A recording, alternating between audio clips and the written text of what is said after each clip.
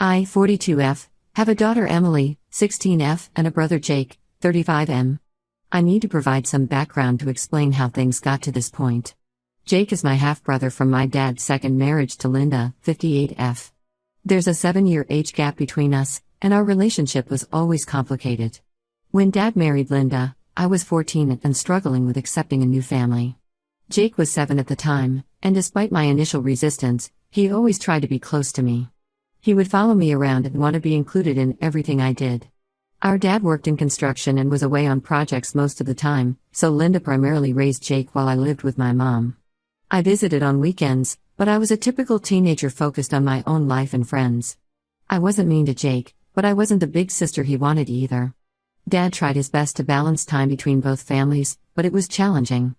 Everything changed when Dad had an accident at a construction site when Jake was 15 and I was 22. I was in my final year of college, dealing with exams and trying to figure out my future. Looking back, I regret not being there more for Jake during that time. Linda was devastated and struggled to cope with Dad's death. 6 months after the funeral, she decided to move across the country to be closer to her family, taking Jake with her. I got married young at 25 to David, whom I met in college. We had Emily a year later and life was good for a while. Jake and I stayed in touch through occasional calls and family updates on Facebook. He seemed to be doing well, excelling in school and later in his career in IT. David and I even flew out to attend Jake's college graduation. Then tragedy struck again. David was killed in a car accident when Emily was just 2. The next few years were a blur of grief, therapy sessions, and learning to be a single mom. Jake came to the funeral and stayed for a week to help, which meant a lot to me. After that, our contact became sporadic again, mainly holiday calls and social media likes. Emily grew up to be a sweet, creative girl, but she struggled with severe social anxiety since middle school. It started after an incident where she had a panic attack during a school presentation and some kids mocked her. The anxiety got worse over the years, despite our efforts with counseling and support groups. She can handle small gatherings of people she knows well, but large social events trigger panic attacks that leave her physically ill. Last year, Jake met Becca, 32F, at a tech conference. Their relationship moved quickly, and they got engaged after 8 months. I met Becca once at our cousin's wedding, and while she seemed nice enough, something felt off about how she kept pushing Emily to come out of her shell during the reception, even after I explained about her anxiety. The real problem started when they began planning their wedding. Becca wanted a huge traditional wedding with 8 bridesmaids and 3 junior bridesmaids. She decided Emily should be one of the junior bridesmaids, along with her nieces. Without even asking us first, she announced it on Facebook, tagging Emily in a post about my lovely future niece joining my bridal party. I immediately called Jake to explain why this wouldn't work. I detailed Emily's condition, explaining that being in front of hundreds of people would trigger severe anxiety. At first, he seemed understanding, but then Becca got involved in the conversation. She dismissed Emily's anxiety as just normal teenage shyness and insisted that being in the wedding would help her overcome her issues. Over the next few weeks, they launched a campaign to pressure us. Becca's bridesmaids started sending Emily messages about letting down the bride and ruining the wedding aesthetic.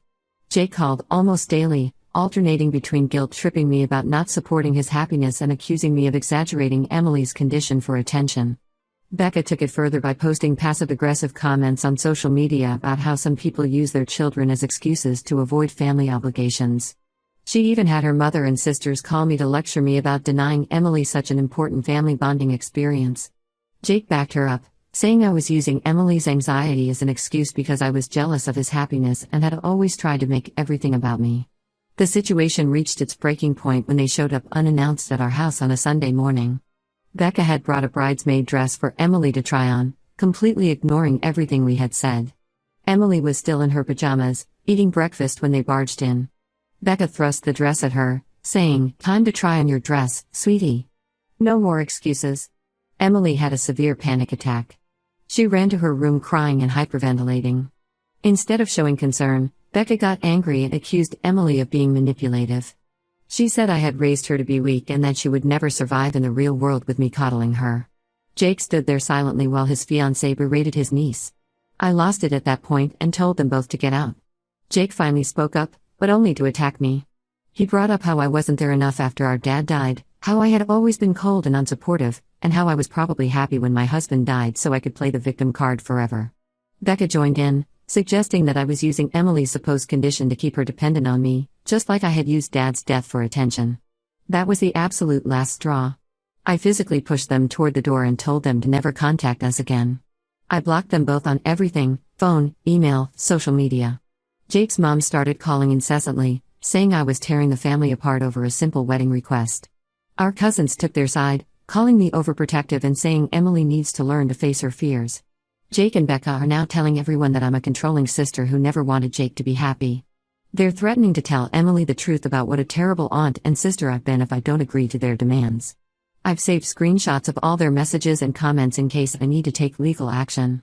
Emily is devastated by how her uncle and future aunt have treated her, but she's also relieved that we're standing firm against their demands.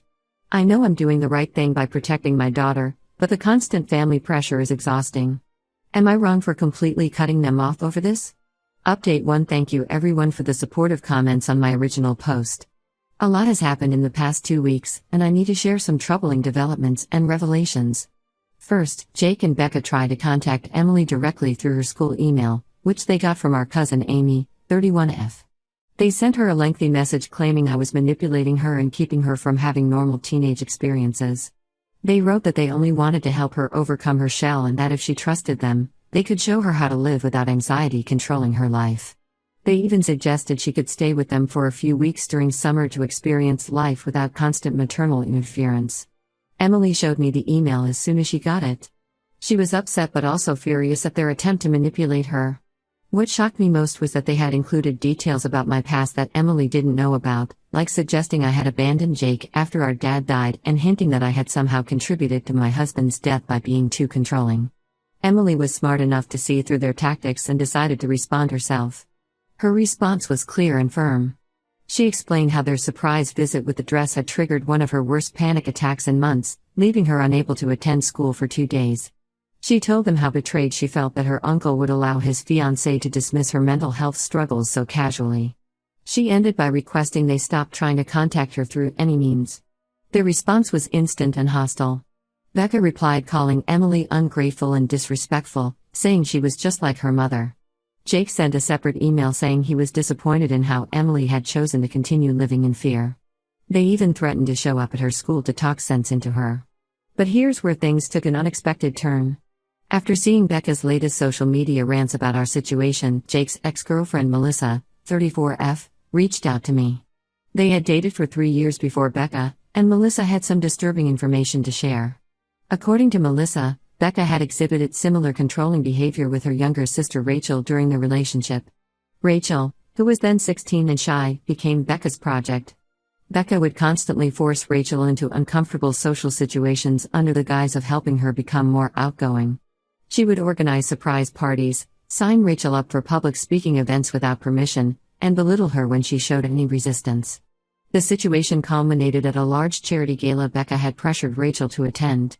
Rachel had a severe anxiety attack in front of hundreds of people, and instead of helping, Becca accused her of ruining the evening and embarrassing everyone. The incident was so traumatic that Rachel had to switch schools and start therapy.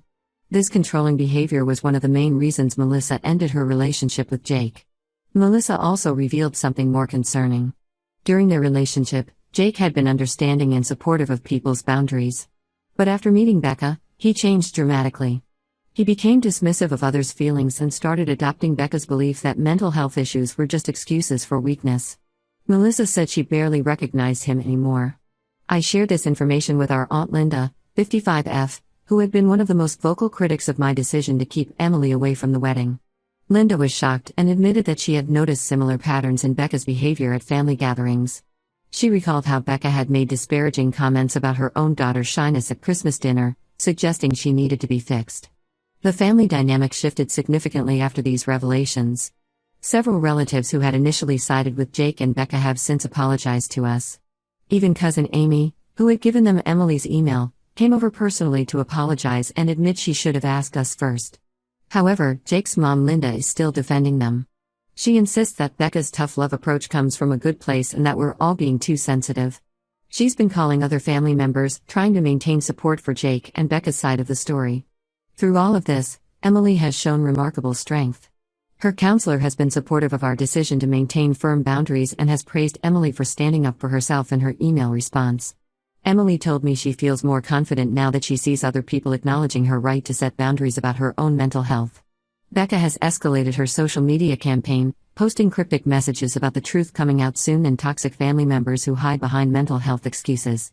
Jake sent me a lengthy email dismissing Melissa's account as lies from a bitter ex and threatening to expose me at the wedding for turning his niece against him. After careful consideration, I've decided we won't attend the wedding at all, even as guests. Several other family members, including Aunt Linda and her family, have also declined their invitations. Jake and Becca are now complaining that we're ruining their perfect day and turning family against them. Emily suggested we take a mother-daughter trip during the wedding weekend, and I agreed. We're planning to visit a quiet beach town where she can practice her photography without pressure. I'm incredibly proud of how maturely she's handled this situation and how she's learning to advocate for herself. For now, we're focusing on maintaining our boundaries and supporting each other. The situation has actually brought us closer together, and Emily says she feels more secure knowing I'll stand up for her no matter what. We'll see what happens next, but for now, we're at peace with our decision to keep our distance from Jake and Becca's toxic behavior. Update 2: The wedding happened last month, and while Emily and I were enjoying our peaceful beach trip, things apparently exploded back home. What I'm about to share came from several family members who attended the wedding, and it's worse than I imagined. Jake and Becca had prepared a revenge slideshow they planned to show at the reception. My cousin Tracy sent me clips of it. They had collected old social media posts, photos, and text messages spanning over 15 years, all edited to paint me as an attention-seeking, manipulative sister who had been sabotaging Jake's relationships since we were young. They even included photos from David's funeral, suggesting I was performing grief for sympathy. But the real shock came from Jake's mom, Linda. She finally broke down and revealed the truth behind their obsession with getting me to attend the wedding. Apparently, Becca had been pressuring Jake for months to get me to sign over my share of Dad's lake house property to them as a wedding gift. The property has been jointly owned by Jake and me since Dad's death, but I've been the one maintaining it and paying the taxes for years. Becca had already made plans to sell the property to help pay for their extravagant wedding and put a down payment on a house in an upscale neighborhood. When their bridesmaid scheme failed to get me to the wedding, they decided to try damaging my reputation instead, hoping the family pressure would force me to give in. Linda admitted she'd known about their plans but stayed quiet because Becca had threatened to cut her off from seeing any future grandchildren. She also revealed that Becca had been going through old family photos at Linda's house, taking pictures of personal documents and letters from when we were kids, looking for anything she could use against me. The wedding itself turned into a complete disaster. Right before the ceremony, Becca's sister Katie, who was the maid of honor, overheard Becca talking to her college friend. Becca was bragging about how once she was officially Emily's aunt, she would find a way to fix that kid whether I liked it or not. She even joked about sending Emily to some sort of boot camp for anxious teens. Katie, who had no idea about the previous drama, was horrified. She confronted Becca in the bridal suite, demanding an explanation. The argument got heated, with Becca finally admitting she never cared about Emily being a bridesmaid. It was all a ploy to pressure me about the lake house. She said Jake deserved the whole property because he lost his dad younger than I did. Jake defended her, saying I owed him because I got more time with Dad and that I was selfish for keeping half the property when they needed it more. This led to a huge argument in front of the wedding party. The ceremony still happened, but it was tense, and many guests left during the reception after word spread about what had really been going on. Now they're openly demanding I sell them my share of the lake house.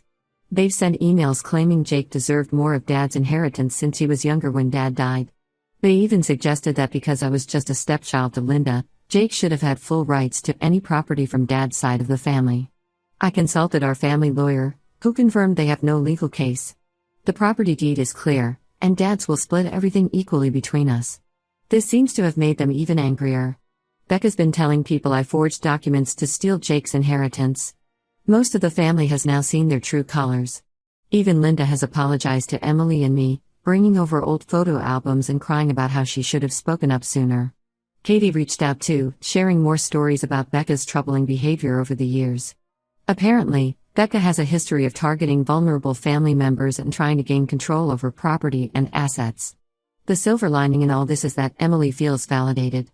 Seeing Becca's true motives helped her understand that none of this was ever about her anxiety, she was just being used as a pawn in their scheme. She's actually the one who suggested we organize all the evidence and documentation in case they try to escalate things further. I've decided to maintain full no contact with both of them. Several family members have done the same, not wanting to deal with their manipulation and lies. I still can't believe they were willing to exploit Emily's mental health struggles just to try to get their hands on a piece of property. Update 3. I didn't plan on updating again, but recent events need to be shared.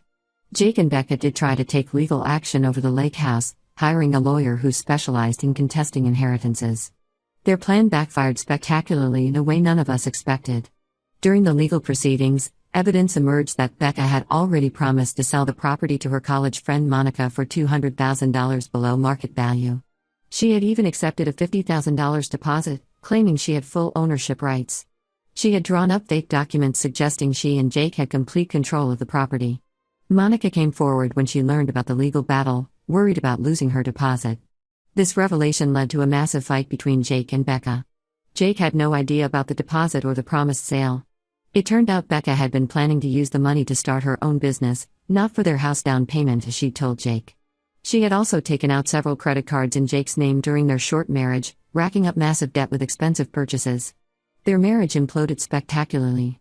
They're getting an annulment just 4 months after the wedding. Jake tried reaching out to me with a long email apologizing for everything. He claimed Becca had manipulated him by playing on his childhood insecurities about our relationship.